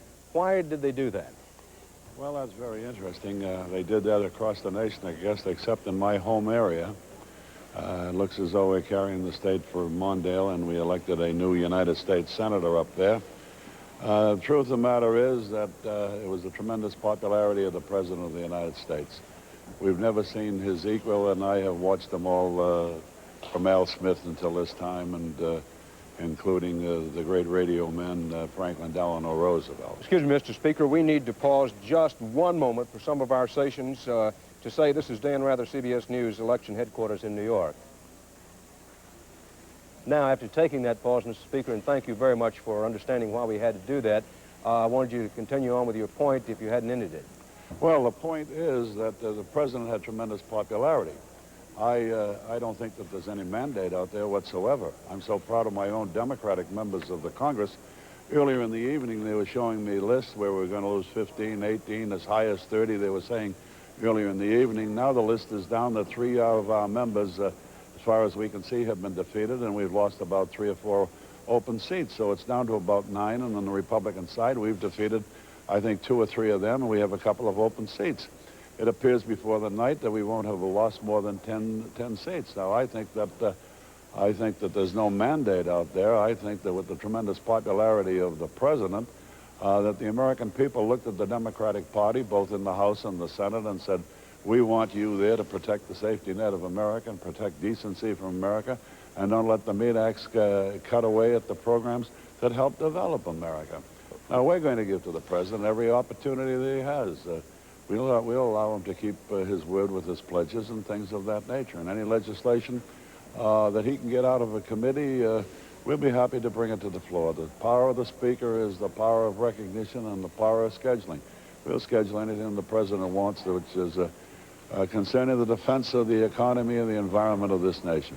Well, Mr. Speaker, with all due respect, when you say that there's no mandate out there, isn't that whistling through the graveyard? You see, Ronald Reagan is right on the verge of possibly a 50-state sweep. Doesn't that say something to you as an American, not as a Democrat, but as an American? It says to me that Ronald Reagan is the greatest television artist that we've ever had in the political field.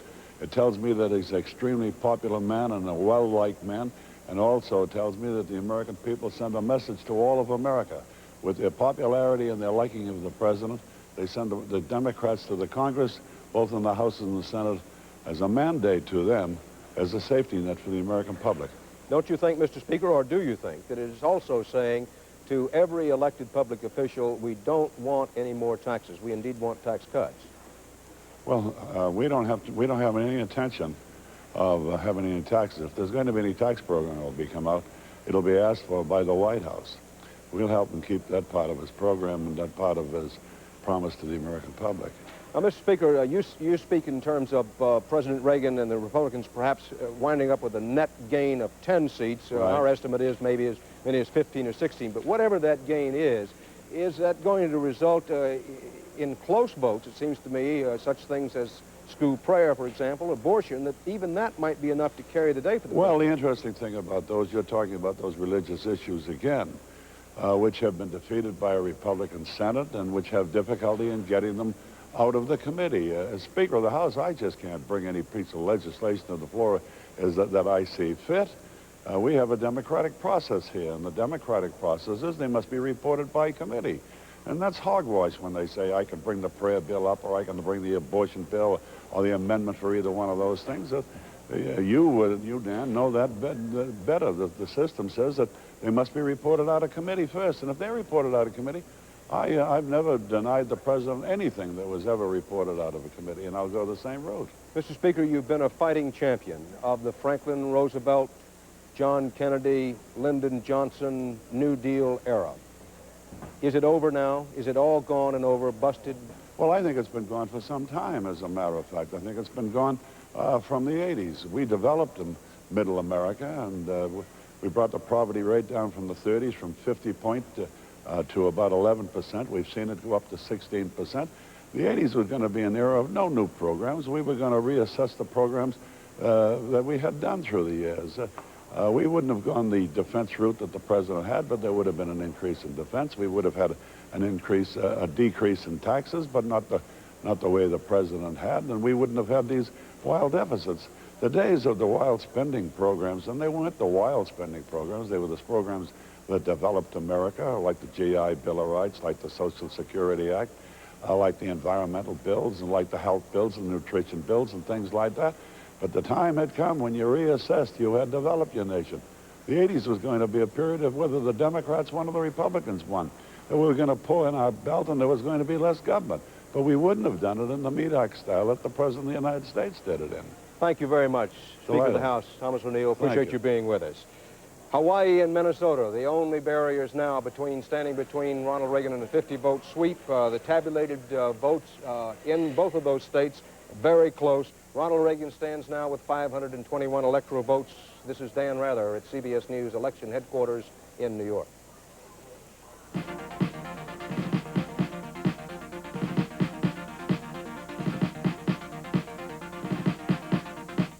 started in 1933 with our first electric. Then came typing that looked like printing. The revolutionary Selectric. And Selectrics that correct mistakes. 1984, IBM introduces the Selectric System 2000, the Wheelwriter typewriters and the Quietwriter typewriter. A new generation of typewriters from the company that makes the typewriters secretaries prefer most.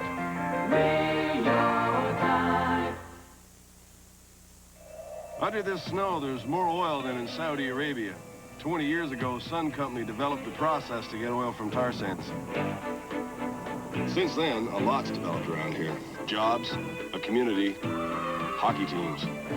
The energy's not just under the snow, it's everywhere, even on the ice. At Sun, we think that putting our energy back into a community is just as important as getting it out. Where there's sun, there's energy. We're Manufacturers Hanover, helping you grow wherever you are. A furniture manufacturer expands his inventory in Cleveland. With our commercial corporation behind him. A family adds a playroom in Tampa. With a home equity loan from our Finance One subsidiary.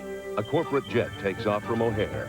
Our leasing corporation did that. A homeowner buys a lawnmower in Portland.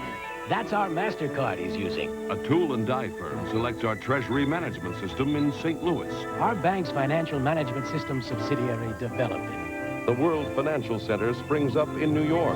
That's our bank's real estate division. They can handle almost anything. The CIT Financial Corporation is acquired. Good news. Now we can help even more people in even more places.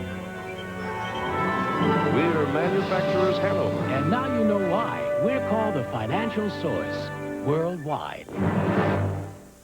Thursday, Magnum's career depends on a case of marital murder. I just found out this guy killed his first wife. And I'll never forget the night we had together.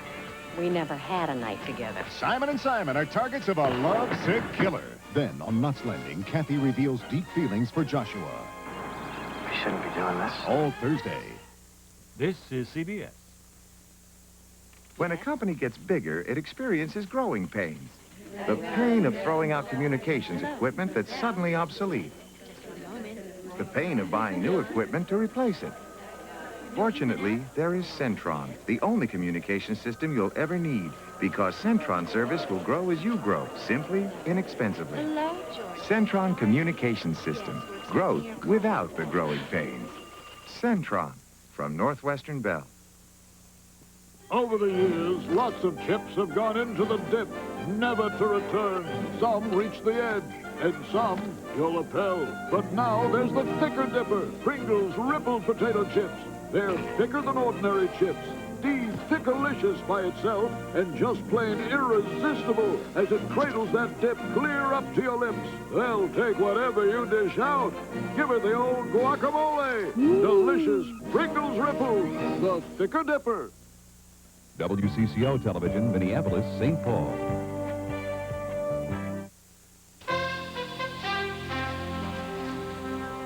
WCCO Television, in cooperation with Control Data Corporation, presents Election Night, 84.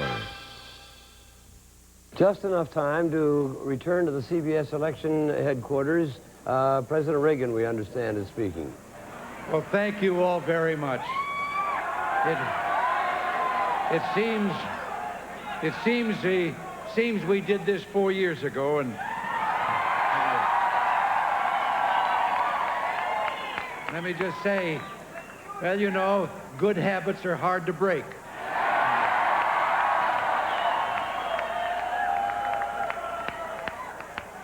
Just a short time ago, Walter Mondale phoned me, and he concede. No, and he told me that the people had made their decision, and therefore we were all Americans. We'd go forward together.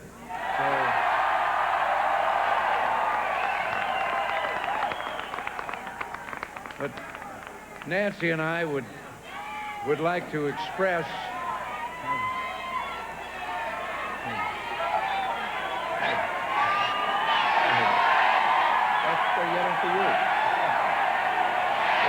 for you.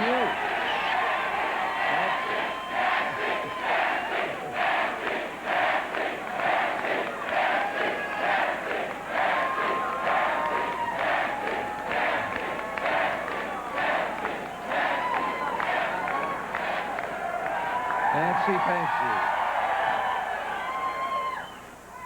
you. You know, we could spend the rest of the next 4 years thanking all of those who have made this night possible. But there are a few I'd like to mention this evening. First, Nancy and I want to express our warmth and our deep gratitude to George and Barbara Bush.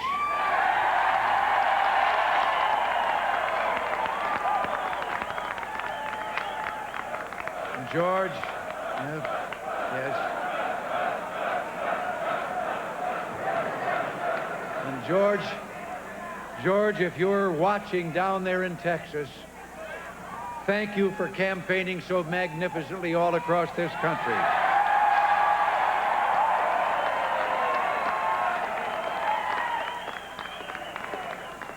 And believe me, I'm very proud to have you as my partner for this next term. As far as I'm concerned, there has never been a finer vice president. And a thank you, and a thank you, too, to Paul Laxalt, our campaign chairman. Paul is in Washington, and I understand he's there watching in a room like this with people like yourself who are there for the same reason. And there is no better personal friend than I've ever had, and there's no better ally to have at your side when you're in a campaign. And Paul, we're grateful for all that you've done over the years. And all of you there in the Shoreham Hotel ballroom, a deep thanks for all that you have done.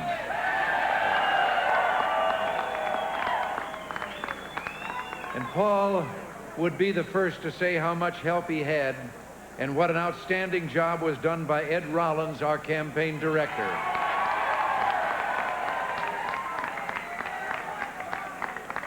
And Ed, please know how grateful I am for the way you put together the finest campaign organization, I think, in the history of American politics. Our thanks, too, to Mayor Margaret Hance, our deputy campaign chairwoman. She gave of her time so generously. Back in Washington, we owe so much to the great work of the Republican National Committee and its chairman, Frank Ferenkov. Frank and all those dedicated people who worked with him they give politics a good name.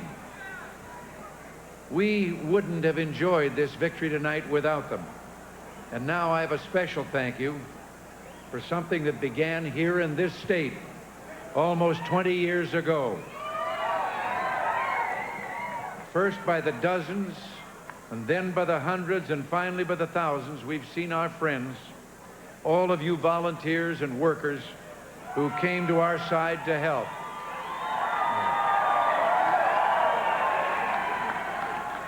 From California, then across the United States, you have each given selflessly of yourselves. And I have no words to properly thank you for all that you've done. We set out, I remember, back those almost 20 years ago, and said that we could start a prairie fire here in California, one that would capture the intensity of our devotion to freedom and the strength of our commitment to American ideals. Well, we began to carry a message to every corner of the nation. A simple message. The message is, here in America, the people are in charge.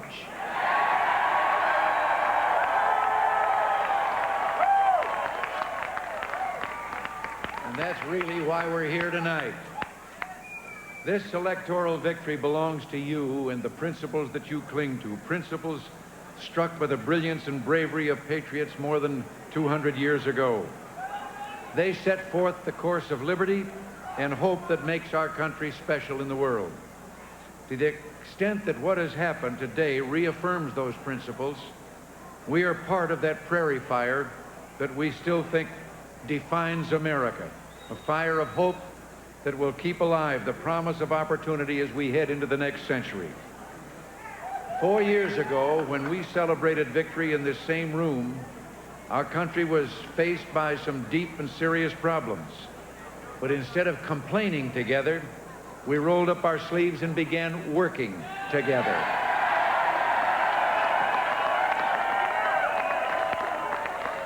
We said we would get inflation under control, and we did.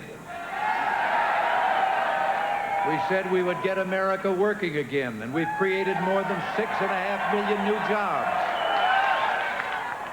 We said that we would work to restore traditional values in our society, and we have begun.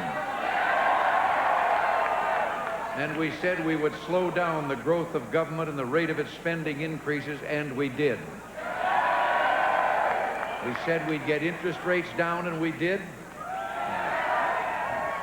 We said we would rebuild our defenses and make America prepared for peace, and we have.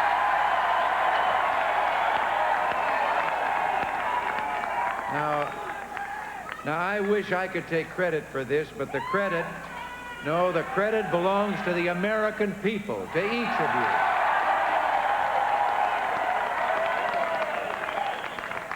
Our work isn't finished. There's much more to be done. We want to make every family more secure, to help those in our inner cities, on our farms, and in some of our older industries which are not yet back on their feet. And the recovery will not be complete until it's complete for everyone.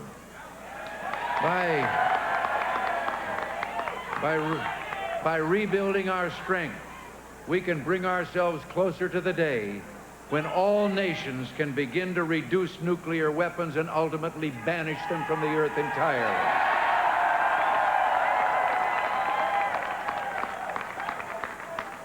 You know, so many people act as if this election means the end of something. But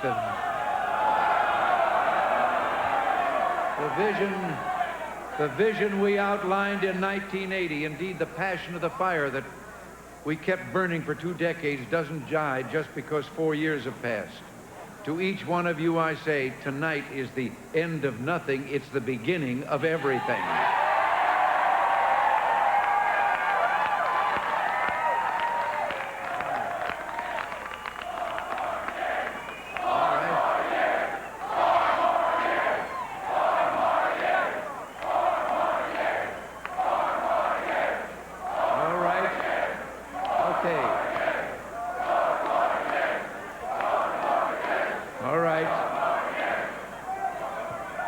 What we've done only prepares us for what we're going to do. We must continue not only into those next 4 years, but into the next decade and the next century to meet our goal of sustained economic growth without inflation and to keep America strong. Our society is a society of unlimited opportunity which will reach out to every American and includes lifting the weak and nurturing the less fortunate. We've fought many years for our principles. Now we'll work to keep those principles in practice. That's what we have to leave to our children and to their children, and they are what this campaign was all about.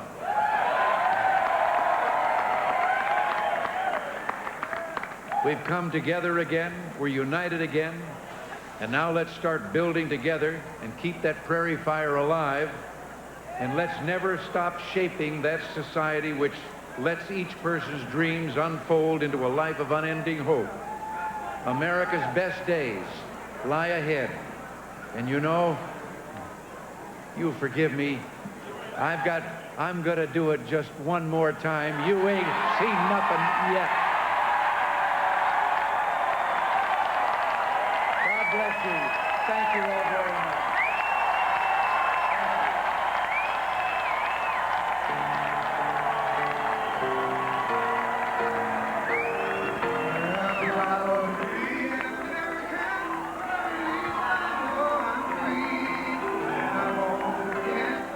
Ronald Reagan, live from the Century Plaza Hotel in Los Angeles, with Mrs. Reagan on his arm.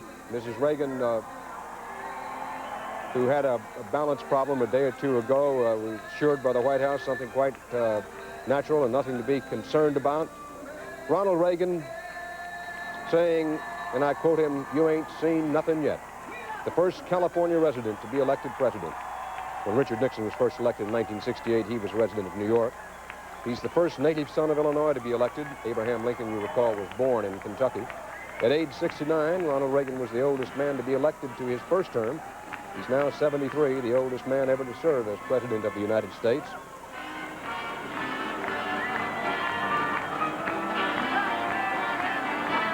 First former union president to be elected. You recall he was president of the Screen Actors Guild and he's a Democrat. First former actor to be president. First divorced man to serve as president of these United States. First former governor of California.